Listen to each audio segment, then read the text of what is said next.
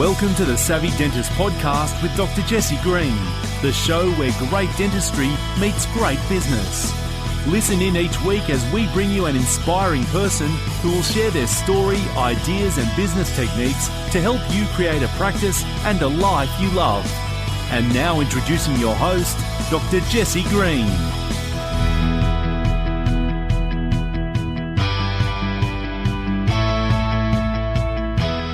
Hi everyone, Jesse Green here. Welcome back to SavvyDentist.com and to the Savvy Dentist Podcast. It's absolutely great to be here this week, and today I'm super excited because we're having a great conversation all about branding. My guest today is Lou Marx, and she comes from BrandedX.com.au, and we're going to be talking all about what a brand is, what a brand isn't, why you might want to think about one, what's a company brand versus a personal brand, and we're going to be giving you some strategies to think about as you go about building your brand, whether it's communication strategies, positioning strategies, and a whole heap more.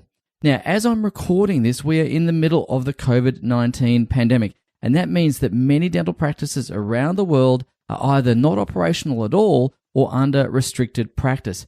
So here at Savvy Dentist, we are super committed to helping all dentists make the best of this situation. Our goal and our role is to help dental practices come through this pandemic better and stronger than ever before, and really create a platform to come out of this and fuel their growth into the future. So what we've done, which is super exciting, is many of you will know we have the Savvy Dentist Academy, and we are now creating a COVID-19 slimmed down version of the Academy where we're going to be providing access to some of our resources to help you get through this pandemic. So things like monthly training sessions, some of the training that we're doing for team members and so on and so forth, we are providing that absolutely free. Now, it's not the full academy, but it is a COVID-19 version of the academy, and we will keep that open for as long as the pandemic runs. And that's our commitment to the profession, our commitment to helping you guys get through this situation as easily and as painlessly as possible so that you can come out the other side better and stronger than ever before. To access that, all you need to do is to create a free account. So head across to savvydentistacademy.com/SDA free. Once again, head across to savvydentistacademy.com/SDA free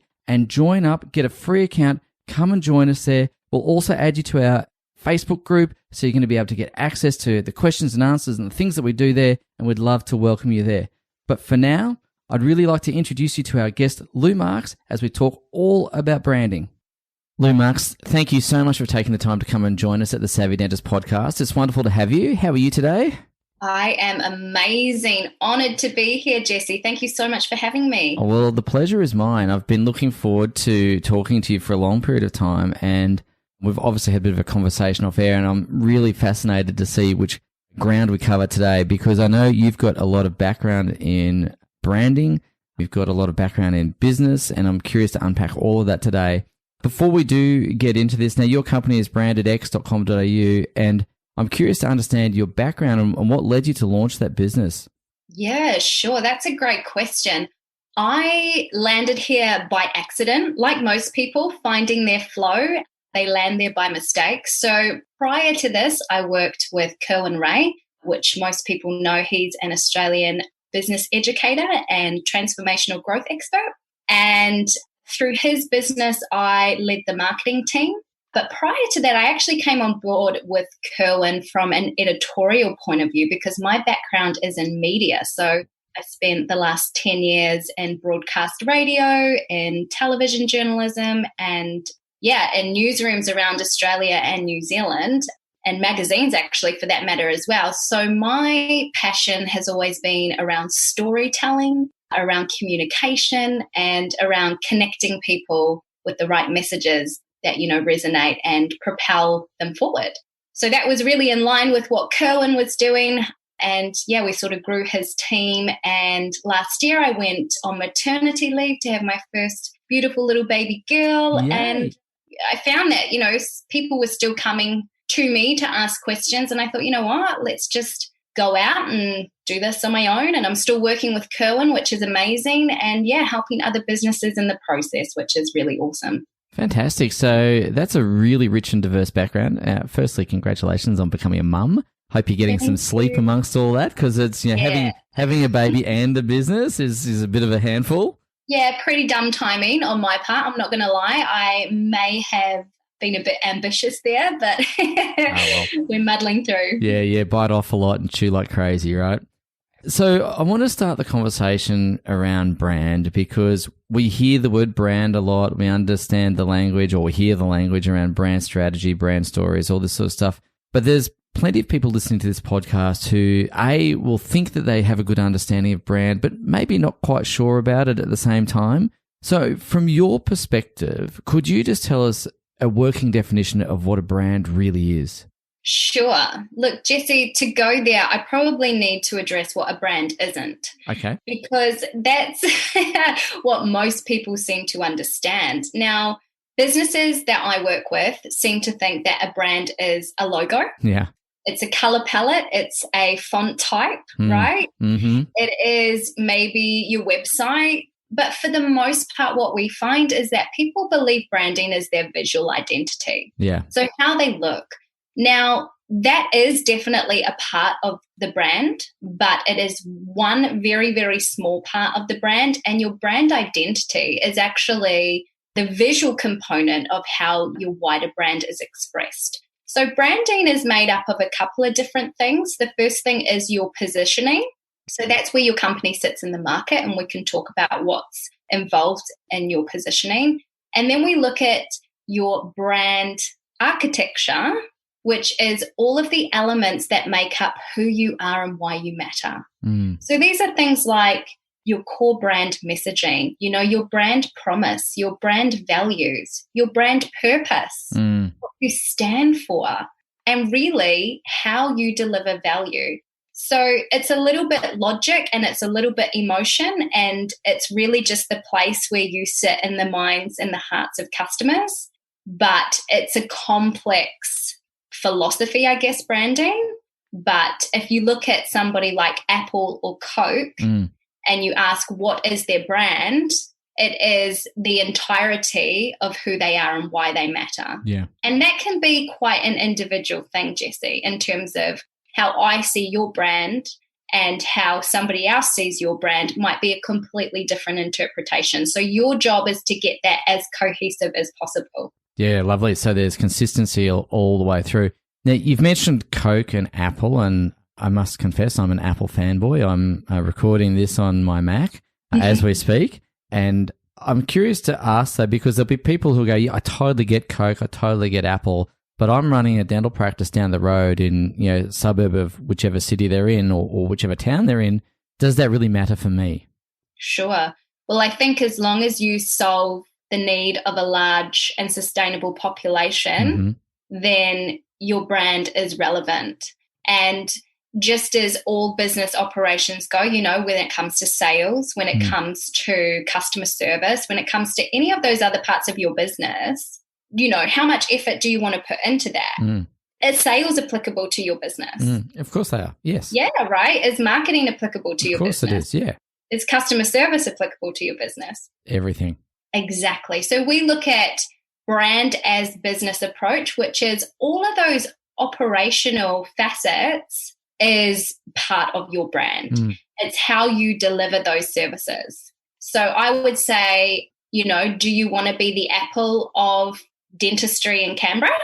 We would. And that's why our business is called Bespoke Dental, because it's handcrafted, handmade. It's not taking such a mass market approach, but it's taking a unique approach to each individual patient. And that's why we're called Bespoke Dental. I love that. That's amazing. So, yeah, I mean, it doesn't really matter how big you are. I think as long as you're in business, then your brand is your business, as far as I'm concerned. Yeah. And my next question then is, where does the business brand and the personal brand intersect? Because, again, you'll see different clinicians trying to build a personal brand. And where do they coexist with the business brand? Or are they just one and the same? Look, I think that that's quite an important question that each individual needs to ask themselves, because that's where you see your business long term. So if you have a personal brand, that might be really, really successful from a business point of view in relation to your customers, but it might not have the like if you want to sell your brand in the next 5 years, is it great to be a personal brand? Probably not. No. Yeah. So I think that that's a question of personal brands are amazing and they're gaining a lot of traction. And I think that it's only going to get bigger and bigger as we move to new models of business. But if you're not in it for the long run, probably rethink having a personal brand. Yeah, got it. So someone might be listening to this and say, okay, that sounds really interesting. I get that I need to be conscious that A, I need a brand. B, I understand that, I'm serving people and it's going to be an all of business approach. How do I get started? What are the things I need to be thinking about as I'm embarking on this journey? That is such a good question. Where we begin is positioning. So you might have heard that word toyed around with a little bit. It's quite corporate. It is, but it's important. It is, yeah. You hear a lot of bigger corporate organizations talk about positioning, but basically positioning is where you sit in the marketplace, right? So if you imagine a ladder, like a ladder that you would climb up, right? It's got all of the rungs on it. And if we're talking about, like we mentioned Coke before, so let's go with fizzy drink. The ladder is called fizzy drink, and each rung of the ladder has a fizzy drink on it. Now, Coke is up the top. Pepsi is the next one down because they position themselves as second to Coke very cleverly. So they're always in second spot. And then the list goes down. You might have Fanta, you might have Sprite, so on and so forth. Now, most businesses want to be at the top of the ladder, right? Because it's if you think of fizzy drink, who do you think of first, Jesse? Coke, of course. Yeah, right. Cool. So they're at the top of the ladder. So that's how customers think about everything. The brain organizes information like a ladder system because there is just so much going on in the human brain. So the way that they cope with that amount of information is just to simply categorize everything. So how do we get to the top of the ladder is the big question, and that is positioning. And your positioning is made up of a few different criteria elements. So your category, which is the industry you're in. For you're a dentist. Your community, which is your core target market. Now, these are the most important people to your business, and it's so important that you understand who these guys are, what their beliefs are, what their values are, how they like to spend their time, their most important, their challenges, their pain points, all that sort of stuff. To create a customer avatar, that's a really important step you can take, but also looking at outside of your core target market. Who else is in your community? So who influences your target market? That's really important. So you influence dentists. So you're becoming, part of that wider community. And not only that, other coaches, entrepreneurs, media sources, people that you can align your message with who has similar values as well. So your community is a big part of that. Yeah, I love that. Can I just come back to Pepsi for a second? Because you said something that really piqued my interest. You said Pepsi had positioned themselves as number 2 to Coke, and that was very clever. Why was that clever? I think I've got my own opinions on that, but I'd love to hear your views on it. Yeah. So I don't know. I'm not in the mind of Pepsi, but what I imagine is that they knew that Coke had the market share. They knew that there is absolutely no point going up against Coke and trying to win that top spot. Coke had too much ground, right? So if we can't be number 1, we're going to be number 2. Yeah, that's what I was wondering. They've kind of almost conceded first position, and then they're going for the best of the rest, right? Yeah, exactly. Got it. And they've maintained that. They've stayed there the whole time. So it's clearly been a clever strategy for them. Yeah, no, I like that. It's just really clever. And I think there's something in that for people to think about as well. All right, so we've got the ladder, we've got the community, we've got the other elements that go into that, and we're talking about categorization and so on and so forth. Where do you think people need to go beyond that? Again, we spoke about positioning as the first step. What's next? Okay, cool. So positioning has a few different criteria. So you've got your customers, your competition, context, what's happening in the world around you that you can align with to make sure your business is relevant. A few different things there. And then once you've got your positioning nailed, so that's essentially who you are, why you matter, and who you matter to, you can develop a positioning statement, which is really just an internal guiding compass. So when you're making business decisions that it must, align with your best, where you sit in the market. You're not going out of scope, so to speak. Then we look at brand architecture, which is all of the great parts of your brand, the things that you do really well naturally, your greatest strengths and talents, and we look at how to maximize that. These are, things that we would look at for your marketing going forward. And I mentioned some of these things to you, I think, offline. So that would be your company purpose. What is your company purpose? What are your company values? What is your brand driver? What moves your brand forward? What are your strategic pillars? What are some of the things that you do in your membership, Jessie, that is part and parcel of the delivery of the education you give every single dentist practice? There's going to be things that's unique to your business that makes you who you are that nobody else does in their practice. Yeah, totally. That's all part of your brand. Okay. So it's really interesting. Do people intuitively get this right, or do they have to really work at it and be deliberate about it? Or what I'm trying to ask, I guess, is do people ever succeed with this unconsciously, or do they succeed through conscious effort? Good question. You know what? I think some people actually do succeed unconsciously because they have a vision so strong and they're so aligned to that vision that they just don't lose sight. They don't need to think about what are my company values because they already know what their values are and they would never waver from them. They know what their purpose is. They know what they're here to do and nothing will stop them from doing that. They've created a movement around their brand. And it's not often that we see that because, those are people usually an extreme creative genius and flow. A lot of us have to work really hard to figure out who we are and why we matter and then learn how to communicate that, right? So there's definitely steps that people can take to learn that. But there are some people that just are naturally great at steering their vision forward. Yeah, love that. So where do people make mistakes with this? I understand that, there are obviously great brands. We've spoken about Coke. We've spoken about Apple as really strong brands. Can you give us an example of where a brand has either shot itself in the foot or some examples where people in smaller businesses go wrong with their branding? Yeah, sure. Look, I don't think it's a small business, big business problem. I think the biggest problem that brands have is that they're not willing to innovate. They're not willing to change with the times and move forward. Now, a great example of that would be Kodak cameras. Yeah, totally. Yeah, right? So they had the dominance of the entirety of the camera market, the film market, for many, many years, decades, right? And online started to come about, digital started to come about, and, well, no, we're Kodak. We don't need to do anything differently. And we're a Kodak now. Well, they're gone. It's like Blockbuster, really, isn't it? Blockbuster. Such a good example, Jessie. So, yeah, and we're going to see it with everything, with cinemas, with, Netflix coming out. And Foxtel is another interesting one that I'm watching very closely. Oh, yeah, I've got my own Foxtel as well. I'm not sure how they're going to fare, to be honest with you, but we'll see. I know. I'm rooting for them. I'm like, guys, shake it up. But yeah, they're very slow and clunky. And that's, I think, something that smaller businesses have an advantage over than larger ones is they're not as clunky. They can be nimble. They can make fast decisions. They don't necessarily have to go through this long chain of command to make change.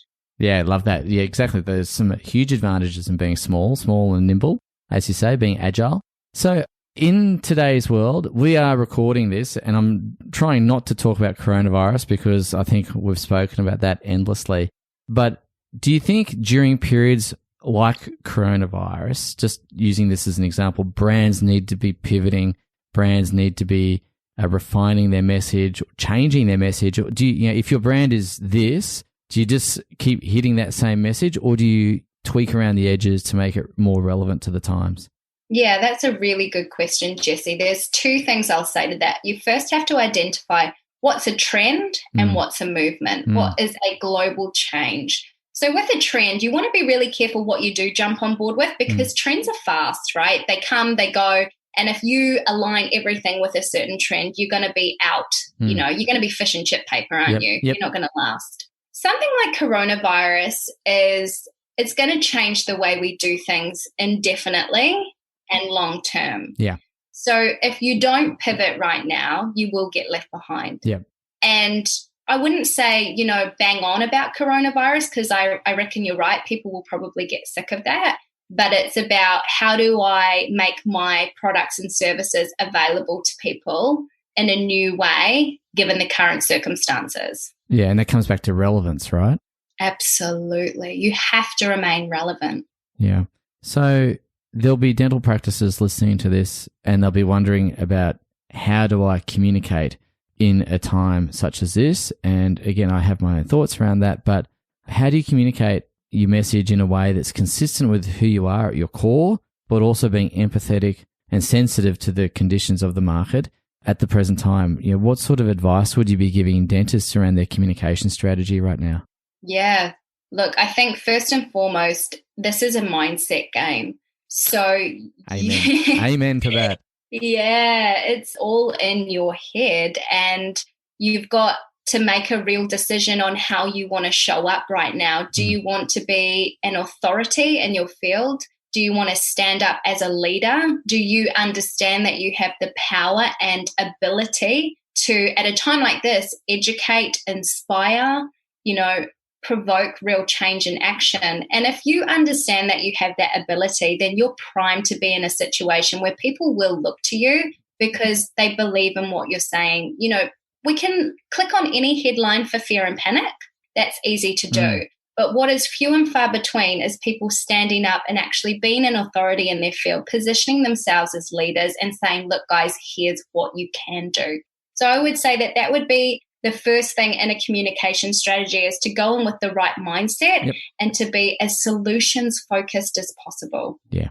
Again, I really appreciate that, because what I'm finding in the dental space as well, and I just, not for 1 minute do I want to diminish the difficulties that many businesses around the country are experiencing, or around the world are experiencing, and I certainly don't want to diminish what dental practices are going through at the moment. But my observation is that the vast majority have gone into their shell a little bit.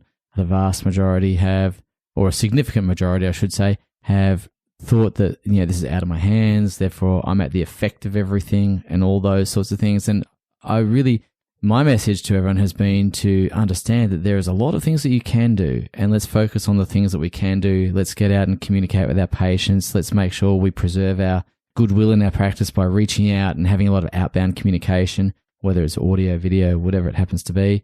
But of course, getting that messaging right is key as well.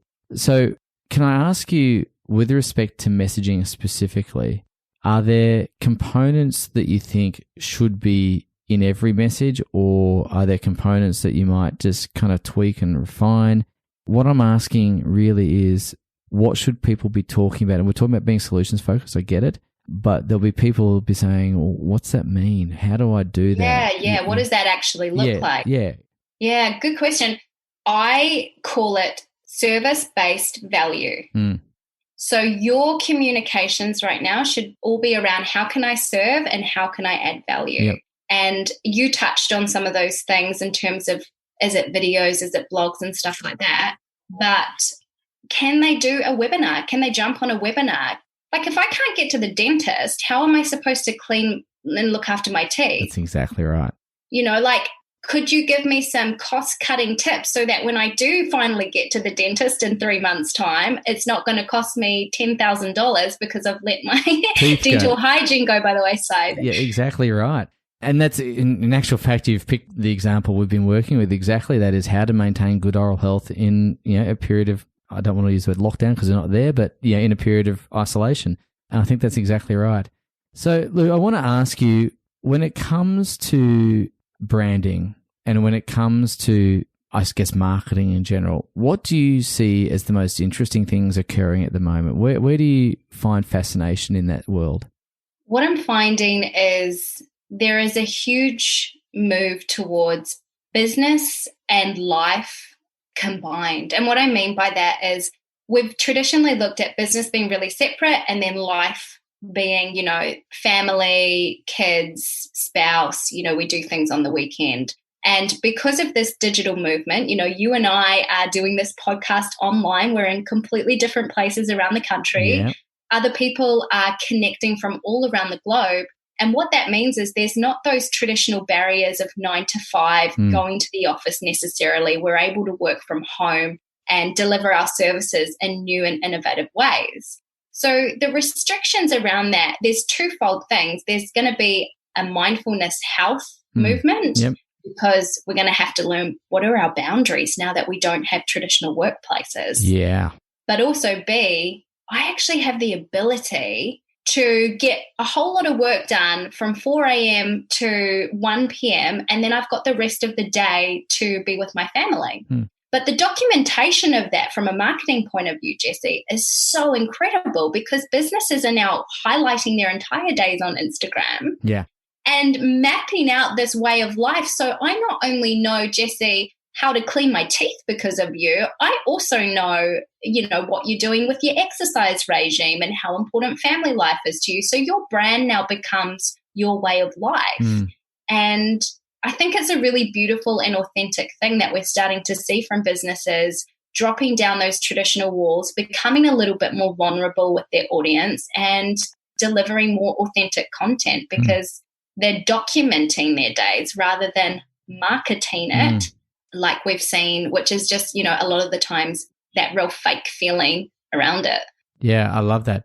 It's really, I think, a fascinating time in the world of marketing because I'm old enough to remember the beginnings of the internet. I'm old enough to remember, that when people first went online, the dial-up modems, all those sorts of things. And obviously the pace of change has accelerated since then and really rapidly in the last 3-5 years or so.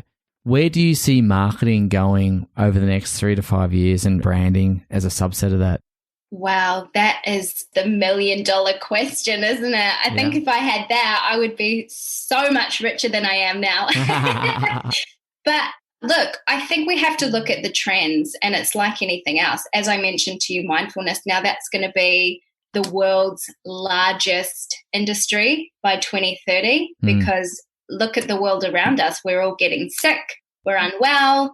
Climate change, is happening. The planet is not in a great place. Let's be honest. No. The human race is not in a great place. And what we're going to find is because of that, massive amounts of changes, more than what's happening now with coronavirus. People are going to move out of metro cities. They're going to create different communities. We're going to go back to homegrown fruit and veg. So I think, where are we going with marketing? I think it's hard to say, but I truly believe that if you can adapt to what's happening right now and be a fast adapter, not be a slow, clunky one, you're going to be there in 10 years and 15 years when it all looks really differently. Yeah, lovely. So again, be nimble, be agile, be ready to adapt to changing circumstances. All right, so you've been really, really generous with your time today, Lou, and I'm so grateful to you, and thank you. We've got a couple of resources that I'd like to share with the audience. Firstly, I know you've got a download which is called How Great Brands Win, and I'd really encourage the listeners to get a hold of that because what that download is going to do is going to allow you to see the lessons of great brands and take those lessons into your own business. So head across to Lou's website, which is brandedx.com.au to get that. And equally, if you wanted to get a free mini brand strategy with Lou, I'd really encourage you to do that because I think getting this right is really key, and getting some thoughts around how to make sure your brand is authentic, make sure it's moving in the right direction is going to be super, super valuable. Lou, I do have one last question that I'd like to ask you just before we do. I'll let you get on with your day and see your lovely daughter and all those things. I wanted to ask you, who do you think in the world does the whole marketing, branding thing better than anyone else? We've spoken about Coke, we've spoken about Apple, and then simultaneously, if you could have a barbecue or some sort of dinner party, some sort of social gathering, which of those people or brands would you have around your table for good and interesting conversation? Wow. You know how to challenge me, don't you, Jesse? That's hard. The first brand that came to mind, though, when you said that was Nike. Yeah. Because Nike has created a movement. And I think that if anybody can take one thing away from this conversation, it's not about all of these components of branding that we've spoken about, although they are so helpful from a strategy point of view. It's not about, how smart and clever you are with your marketing. It's about how can you create a movement around your vision. And Nike has done that so well.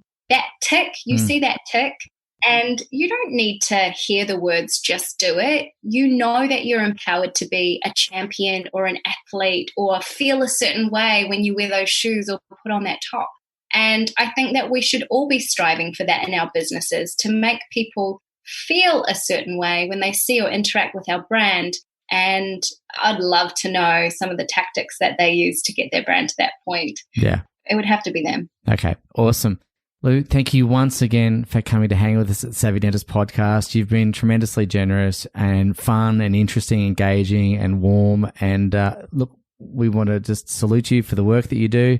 And we're looking forward to catching up with you again shortly. We'd love to have you back and talk more. Thank you, Jesse. It's been an honor, and you are definitely pioneering in your space. It's incredible to see what you're doing, and just to echo what you were saying about that positive vibe that you're putting out, it isn't going unnoticed. So thanks for bringing that to the world. Thank you so much. You're a gem. Thank you for listening to the Savvy Dentist Podcast with Dr. Jesse Green. For more free tools and resources, join the free Facebook group. Visit drjessegreen.com/Facebook. And for more episodes, visit drjessegreen.com/savvydentist.